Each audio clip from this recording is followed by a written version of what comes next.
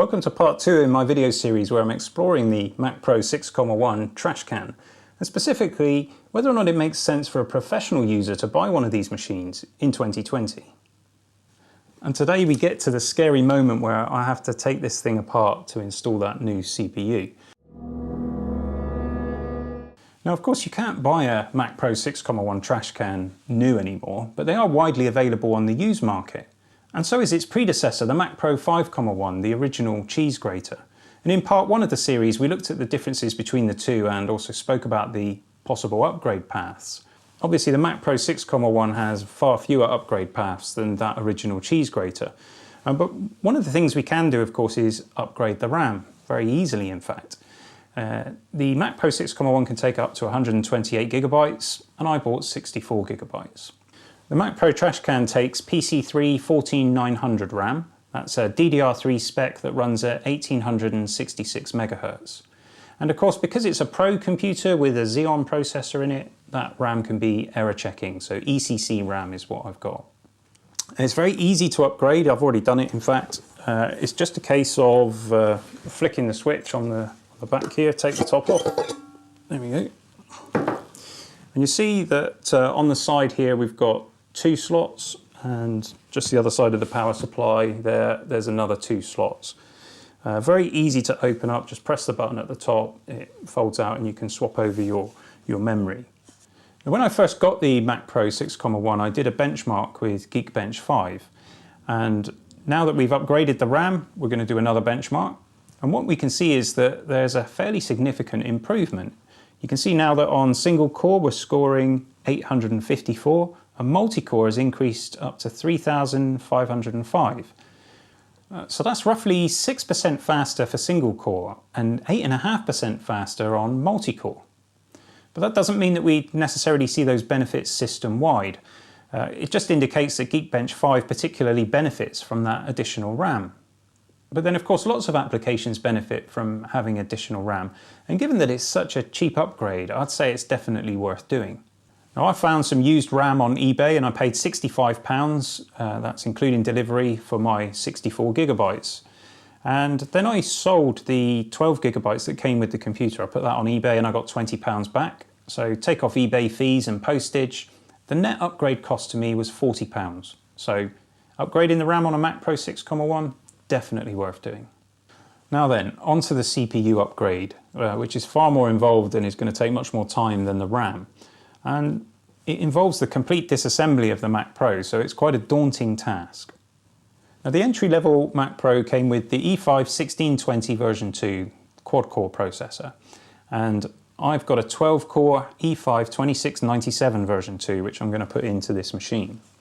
I've got the right tools, I've got some thermal paste, I've got a big kitchen table. Here's what happened. So we're ready now to do the CPU upgrade on the Mac Pro. This is a fairly big job. I've got a CPU, I've got the Xeon E5-2697 V2. I bought this one used on eBay for £195. I've also got some tools here so that we can open up the Mac Pro. We're going to need Torx drivers. In particular we need a T5, a T8 and a T10 to take this thing apart. And then I've also got some thermal compound obviously to reinstall the CPU, and some wipes to take off the old thermal compound. As a reference, I'm going to be using OWC's instructional video that they did on taking apart the Mac Pro. I don't think this is something I would attempt without knowing exactly how to do it.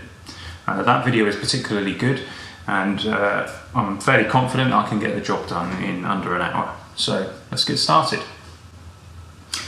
First things first, we need to take off the outer cover of the Mac Pro, which is as simple as just pushing this switch over to one side, lift the top off. Now I'm going to need to take out the RAM before we do anything else. The RAM that's in there, actually, I only put in there yesterday. These are the upgrades that I bought off of eBay. I got 4 16 gigabyte DIMMs. These are ECC memory. They've got an HP sticker on, so they've obviously come out of an HP branded server, but they are made by Hynix, which is the same brand that Apple used with the Mac Pro originally, and they work fine. I'm just going to set these aside on to an anti-static bag.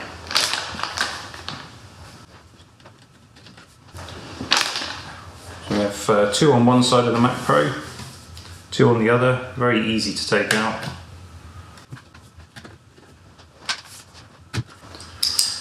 So the first step is to remove all of the T10 Torx screws from the top of the chassis.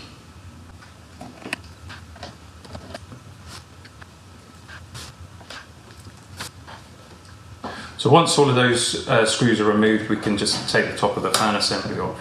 I notice mine's very dirty, so I'm going to clean it in between takes as well. And now there's a little bracket here that holds the connector cable in. There are 2 T8 screws in that are captive screws, so we just need to undo that. We won't lose the screws. We can just take that whole bracket out. And then underneath we've got a little connector. I'm just going to use this plastic tool, looks a bit like a guitar pick, just to ease that connector off. There we go. And then finally we've got the antenna cable for the wireless card. Just going to pull that off, and fan unit's away. We can set that aside and we'll clean that up before we put it back on. So now we go back to our T10 bit, and we're going to take off the 5 screws that hold the bottom part of the computer up.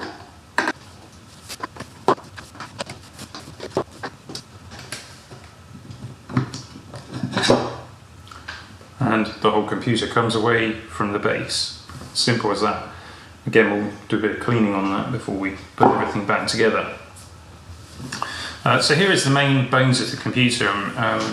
If you can see that, the design actually I think is really good. You've got this metal heatsink with 3 sides available. So you've got graphics cards on these 2 sides, and then the CPU runs on this side. And this heatsink is then vented all the way through the Mac Pro. The fan sort of draws air from the bottom up and exhausts it out through the top. It's an interesting thermal design. Of these 2 GPUs, the graphics cards, one of them is always used for connection to the displays, and the second one is only used for compute tasks. Interestingly, these are wired together in Crossfire format, and if you install Windows on your Mac Pro, you can use Crossfire and connect the 2 cards together for gaming, for example. But that doesn't necessarily happen within Mac OS. There are certain apps that are aware of both graphics cards, things like Final Cut Pro, and they'll make use of both cards at the same time. But the truth is, for the majority of the time, you're just using one of the GPUs in the Mac Pro, which is perhaps a bit of a flaw. On this, on the front of this GPU, we have mounted the solid-state drive. Now, this isn't NVMe; it's a particular sort of proprietary standard. And whilst you can put NVMe drives in, as far as I'm aware, they have some slight issues with if you want to get up the boot restore system. You can't do it, so you need to have another drive handy for that. But there are 2 companies, OWC and I think Transcend also, will make a drive that is compatible with the Mac Pro, and that might be a future upgrade. It's about £240, I think, for a terabyte, something like that. But something we might try and see if we can get it a bit faster and get some more space into the Mac Pro. So let's carry on with our dismantling and get the new CPU in. So let's turn it over, which is probably what I should have done first, although I noticed there are some rubber mounts on the circuit board there to help protect it. So on the graphics card we have these connectors, so I'm just going to ease that off. And then we've got another one on the other graphics card as well. I have to say, it looks much easier in OWC's video to remove these. They are quite stiff. Okay, so we've got our connectors undone here, and then we've got 2 T8 screws on the top of this circuit board. So okay, and then I don't know if you can see this on the video, but there's clearly a connector on the underside of this circuit board, so we're just going to have to carefully prise it up and free of that. go. Again, lots more dust to clean up. And we've got another one of these press-on connectors here, which we'll need to remove. Okay, I'll add that to the pile for cleaning. That's actually really disgusting. So that's the board that sits at the bottom of the Mac Pro. Obviously sucks in all of the dust. Right, so what we're advised to do next is to pop the computer back into the base to help keep everything together. So let's do that. We need to remove this grate at the top of the Mac Pro, and that's got a T5 corkscrew on either side. So we'll just remove those. Being very careful because T5 is a very small.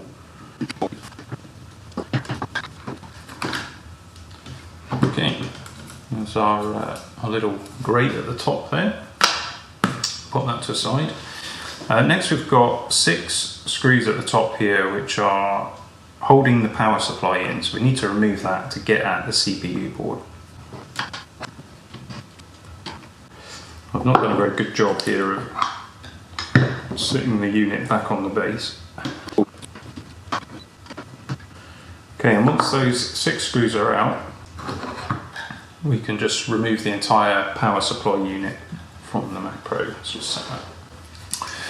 So here is the processor board. The CPU is held in with this bracket and it's on the other side of the board, and we need to remove these outer 4 screws in order to be able to release that CPU. And we're going to do that in a crosswise fashion, so we'll undo them gently, one here, here, here, and we'll sort of work our way around so that we don't apply too much stress into one particular corner of the mount. It's basically the same principle as tightening a drum head. You do the same thing.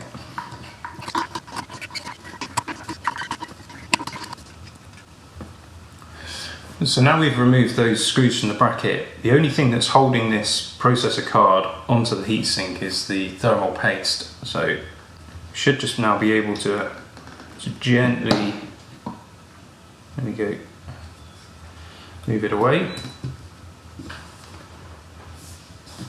And there we have it, we're down to CPU level. So at this point what I'm going to do is just clean off the thermal paste that's already here, both on the heatsink and on the processor itself, and then we'll look to finally remove the processor. So I'm going to use an alcohol wipe to do this, but you can use a bottle of rubbing alcohol or isopropyl alcohol, something like that, with a cloth. Probably best to not use tissue. I suspect the strands of the tissue would come apart quite easily.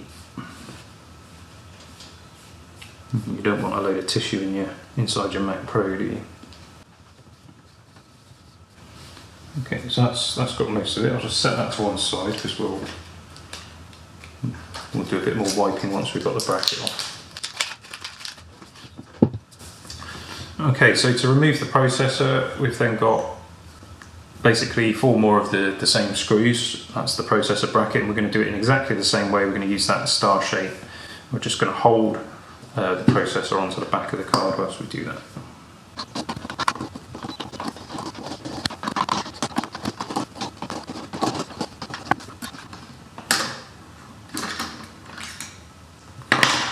Okay, so we have the bracket out,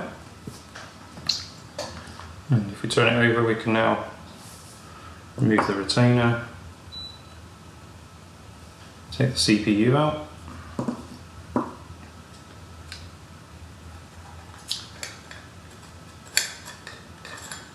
and remove the final part of the bracket there.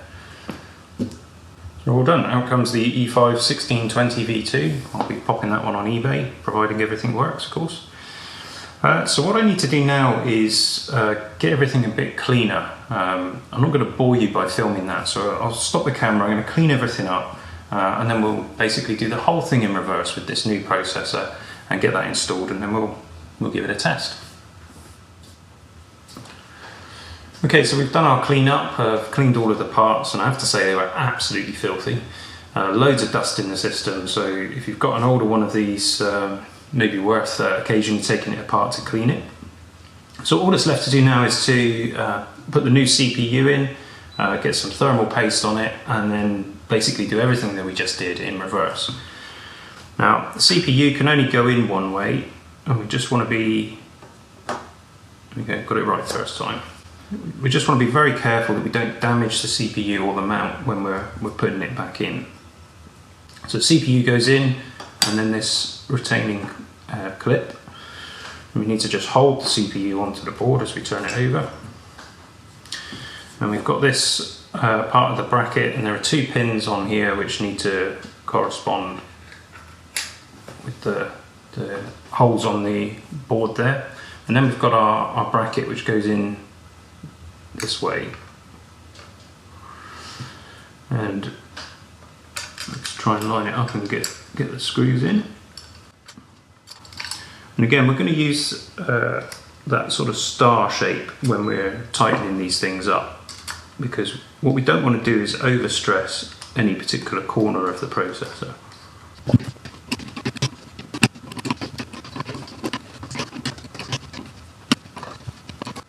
Okay, so now we're ready to add some thermal paste. There are lots of different schools of thought on how to apply thermal paste to a processor. But from what I've seen, the best way to do it is just with a pea-sized amount in the middle. When it gets compressed against the heatsink, that will spread out nice and evenly and over the cores which are in the middle of the processor.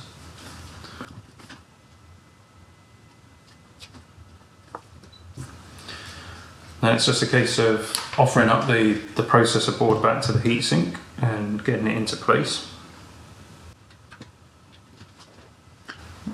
And next we put the screws in on this bracket, which is also screwing it back onto the heatsink.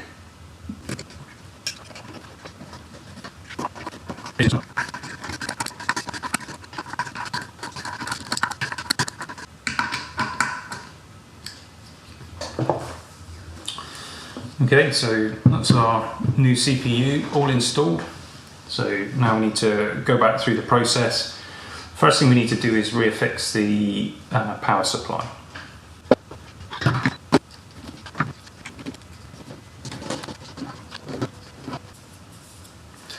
Okay, so that's the power supply back on, and we're now ready to put this grate back in.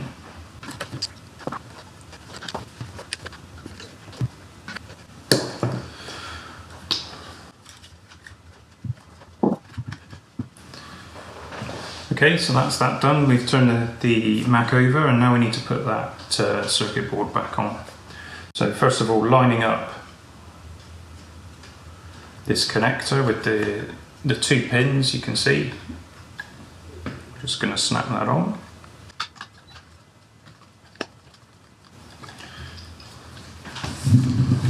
And then we need to line up this socket with this part of the circuit board. Just gently push that on. And then we've got more of these connectors, these ones for the graphics cards. Just gently seat those into place.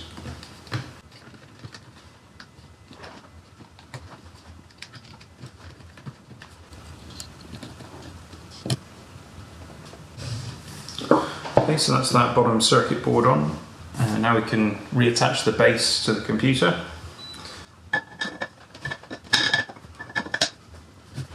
And we've got those 5 Torx T10 screws to put together.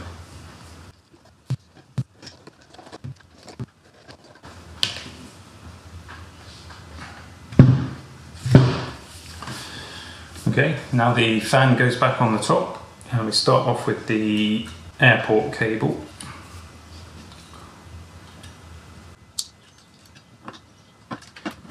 Okay, and then we've got this connector here which we just need to line up and push together.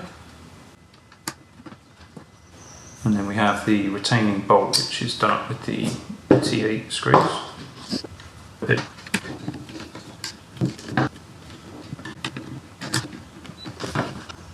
Okay, that one's home straight. Now we should just be able to do up the last 5 screws. The power supply needs just a little jiggle to get it to line up right, so I'm just going to loosen the bottom screws to allow me to do that.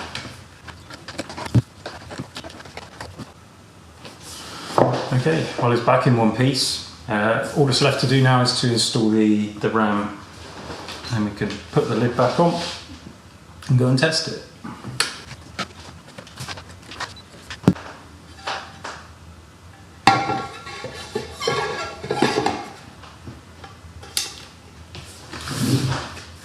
And there you have it. So I got the Mac Pro back together and there weren't any spare parts left on the table. Did it work? Yes, it worked. And here it is. Let's run the benchmark. And here's the result. As expected, single core performance is down at scoring 770. But don't forget that when we did the initial benchmark before we upgraded the RAM, the quad core only scored at 803. So if, like me, you're upgrading the RAM and the CPU together, we're not talking about a massive performance hit on single core tasks here.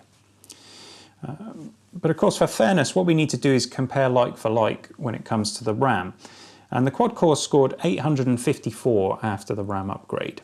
The 12 core then is 84 points behind on single threaded performance. So that's about 11% worse. And that's the price that you pay to have that much better multi-core performance. So when we look at the multi-core score, we see that we're now at a rather fantastic 7,444, up from 3,505. We've more than doubled the performance. That's an increase of 112%. That's fantastic. So is it worth upgrading the CPU on a Mac Pro 6.1? Well, I would say the benchmark figures would answer that question and give us a resounding yes. Now, of course, your single core performance is going to take a hit, but multi-threaded performance is what a Pro machine is all about. And Pro applications like Final Cut Pro, like Logic Pro, they're going to make use of those additional CPU cores, and you are going to see a very real performance benefit. That score as well of 7,444, we'll look at that in a bit more detail in part 3 and see how it compares to other Macs, but that is a pretty high score, even for 2020. Now, what about from a cost perspective? Of course, it's great if you can get more performance, but at what price? I paid £195 for the CPU, a used one from eBay, and then I sold the quad core that came with the Mac Pro on eBay. I only got £18 for it, and once you take off eBay fees and shipping, it means that the net cost of my processor upgrade was about £180. Factor in the RAM as well and you're up to 220. Now that's still less than a quarter of the value of the machine. To give you more than double the CPU performance, I would say that represents excellent value for money, and it's well worth doing the upgrade on that basis too. And finally, is it worth upgrading from the difficulty perspective? Is it so hard to upgrade that it's out of the reach of most people? I don't think so. The RAM upgrade is ridiculously easy to do. The CPU upgrade is much more involved. I'd have said it's intermediate level. You need to prepare well for doing the upgrade and make sure that you're organized in the way that you dismantle the computers to make it easier to reassemble it at the end. Now, before I started work on the computer, I made sure to earth myself to discharge any static electricity. Some people like to wear wristbands. You need to think about your environment and take precautions, because static electricity and CPUs just don't go together. You could end up bricking your very expensive computer. So if you prepare well, take your time and be careful about where you put the screws so you don't lose any. This is probably a doable upgrade for many people. In fact, I think the worst part about it is the fear of breaking your computer. But if you're careful, that's probably unlikely. Now, in the next episode, I plan to do some deeper benchmarks to properly assess the performance of this Mac Pro 6.1. I'm going to run some Cinebench tests, I'm going to do some rendering in Blender, and also run the Blackmagic speed test to get an idea of the performance of the internal SSD. So if you're not already subscribed, you know what to do. And if you want to be notified when those episodes are released, don't forget to hit the bell. I've been really enjoying the comments that were left on the last episode, and I'm looking forward to seeing what you guys have to say this time too. If you've got a thought or a question, please leave it in the comments section. I do read them all, and I'll try to answer those questions and include some of those thoughts in future episodes as well. Thank you so much for watching and supporting my channel. I really appreciate it. And that's it for this episode. Hopefully I've done enough for a thumbs up, and I'll see you next time for some more geekery.